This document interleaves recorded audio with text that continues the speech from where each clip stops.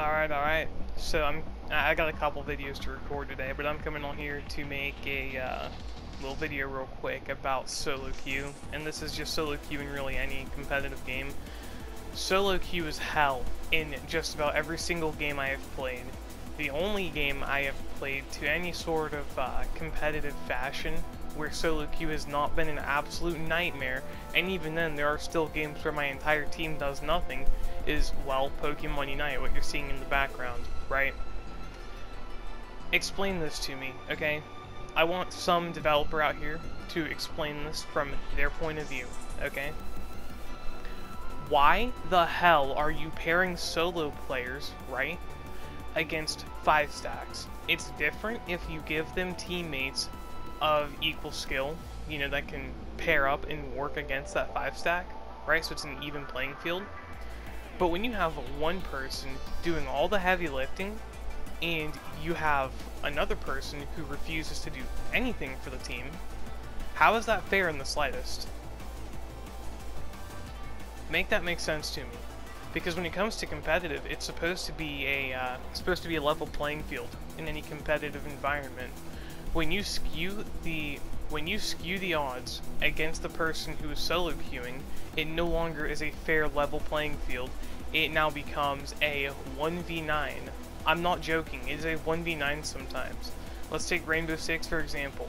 I don't get paired up with decent teammates, even though half the time I'm carrying, right, over 50% of my games, I am top frag in the match.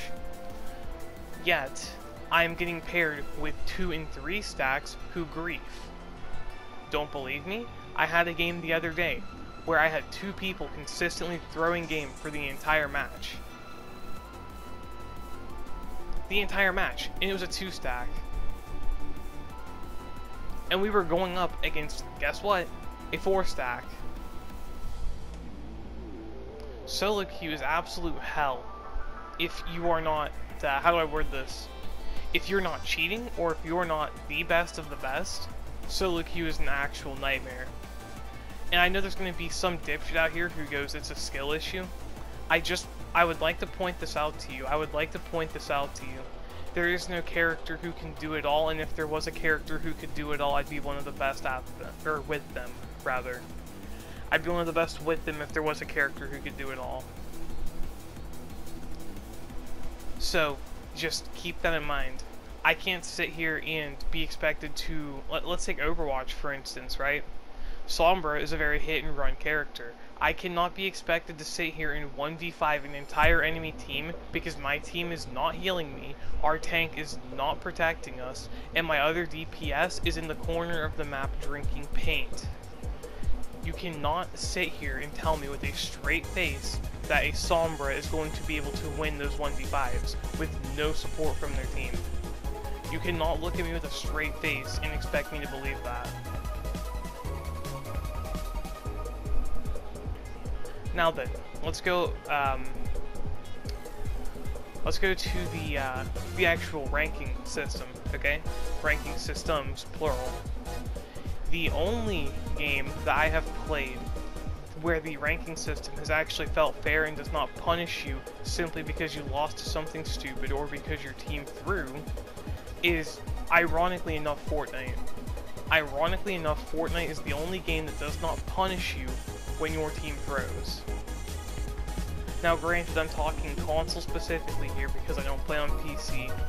I know that in Pokemon Unite, if your teammate goes AFK for over a minute, then you don't lose points. But still, it's ridiculous regardless. It is ridiculous how you can be punished because your team refuses to play up to par. I cannot tell you, you know, this season and last season, right, on R6, more than ever, I have been going double digits with at least 2 people with less than 4 kills. And I'm talking, these are games that go all the way to overtime match point, 4-4, right? Those games where people still can't even get 4 kills. The amount of times that has happened this season and last season where I'll be double digits because my team cannot perform is ridiculous. I have a screenshot from the other day. I don't know if I'll be able to throw it up here in editing or not.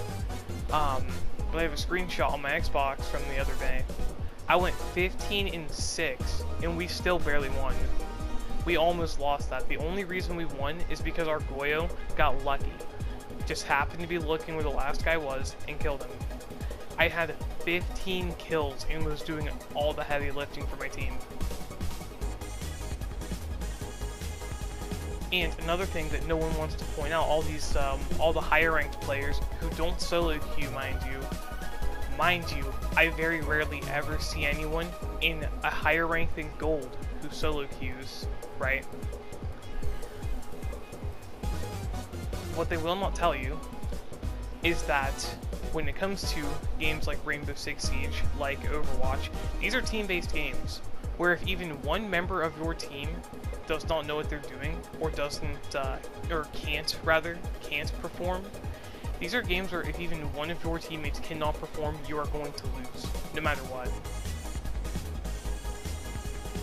That's how bad it is, and they know this, and the only reason they have the matchmaking rigged this way is for EOMM. They want to try and maximize player engagement with the game, they want to maximize their player retention, so if they make it frustrating enough so that they lose points for absolute bullshit, once again, absolute BS, right? If they lose points for things that are outside of their control, they'll feel like they have to play another match to try and get those points back, only to have a coin toss as to whether or not their team is actually going to play the game. When I used to stream Paladins, my old viewers can attest to this. When I used to play Paladins, okay, I would have games where my team, where more than one person, right, more than one person on my team would throw, and I would lose points. You know, there was a point in time where I think I was gaining 6 points for a win on Paladins, and I was losing like 20. So again, these MMR systems, these matchmaking systems, they're rigged. They are literally rigged against solo players. If you are a solo player, you are not allowed to have fun. And I know that someone's going to point out the obvious, just get a stack, which, yeah, that's all fine and dandy on paper, but when you actually look at how long it takes, you know, some of us have jobs, some of us have lives, some of us go work out. We don't want to sit here for 30 minutes every single time we boot up the game to make a looking for group post so that we can get a stack who's not going to throw. We don't want to sit here for 30 plus minutes every time we open the game to get a stack together. We don't want to sit here and have, you know, 400 or 500 people on our friends list so that we can get a stack going whenever we want to play R6 or Overwatch or whatever the hell, right? We don't want to sit here and deal with all that. You know, it's just, it's more trouble than what it's worth. So, you know, yeah, sure, get a stack. You can do the long way, which is make friends with some of your teammates along the way, and just hope that they don't screw you over in the end, right? Or you can do the short, or you can do the fast, right? The fast but really, really boring and tedious way of each and every single time you boot up the game, you make an LFG post on Xbox, right? You make a looking for group post. Who wants to do that? Who here in the audience actually wants to spend 30 minutes of their life every time they open up the game to get someone who's not going to throw because they won't fix the matchmaking to make it even remotely fair for solo players? Because I'm telling you, I won't. I refuse. I simply refuse. I'm not going to spend that much time trying to get teammates who won't throw, which mind you, intentionally sabotaging the match is against the terms of service in both Rainbow Six Siege and Overwatch, but yet it's not enforced, ever. Much like with Rainbow Six Siege, cheating is against the TOS, but they never enforce it. They don't ban cheaters on PC, they don't ban mouse and keyboard cheaters on console. I mean, my biggest piece of advice for those of you who are getting into, who are getting into competitive gaming, right? If it is a team-based game and you are solo queuing, don't get too pissed off when you lose, because there's nothing you can do. if even one person on your team sells, you're done. It's over. Because they immediately take that from a 5v5 to a 4v6. And remember, whenever you're queuing up for solo queue, you're queuing up for a 1v9. You're not queuing up for a 5v5, you're queuing up for a 1v9 until you're in the game. Until you know how your teammates are playing into a 1v9. Because guess what? Your entire team could just throw. You could get a 4-stack of people who are throwing and trolling.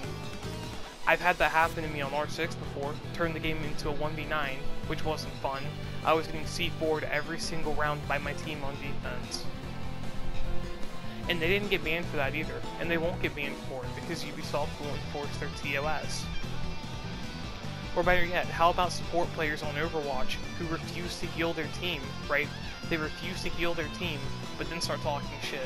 They don't get banned for that. What about the tanks who after one failed capture, right? What about the tanks on Overwatch, right? When, let's say Flashpoint, right? After one failed point on Flashpoint, they just sit and spawn or they start jumping off the map or whatever, right? Just throw completely. They don't get banned for that. That actively sabotages and ruins the experience for literally everybody on that team. Everyone who's actually trying to play the game, that just completely ruins the experience for them. I played a match this morning where some guy on the enemy team was good, but our team was also good, right? Everyone in that lobby was really good. This guy's entire team left, so it became a 5v1. I didn't feel anything for that. I didn't feel like I won anything because that wasn't a fair fight. That was a 5v1. His entire team left on the second round. Or I'm sorry, third. They capped the first point, we capped the second, so it's third round. This is control point. So whoever caps this wins. His entire team leaves halfway through the round. Just one by one. All of them left.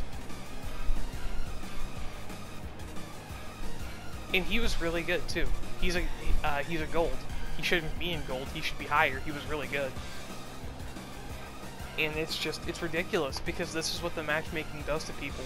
When you are higher skilled in any game, they pair you up with worse teammates and better enemies.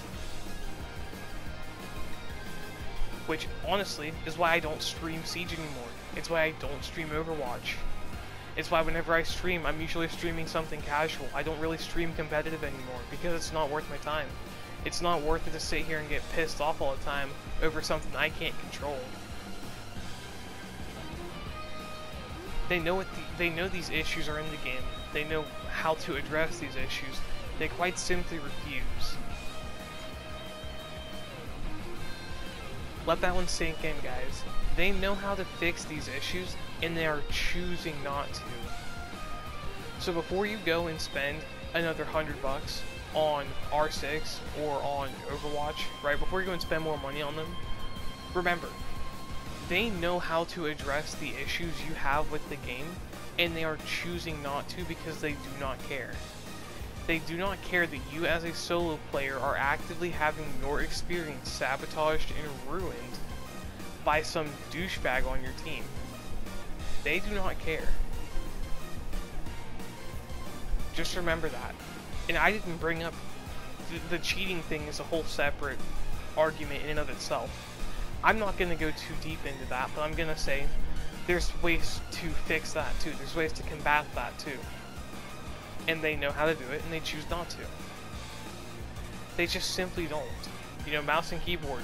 Look at Valorant. Within the first week, Valorant had a ban wave for every single Zim player. You can't cheat on Valorant on console because you'll get banned. They will straight up ban you for having a Zim.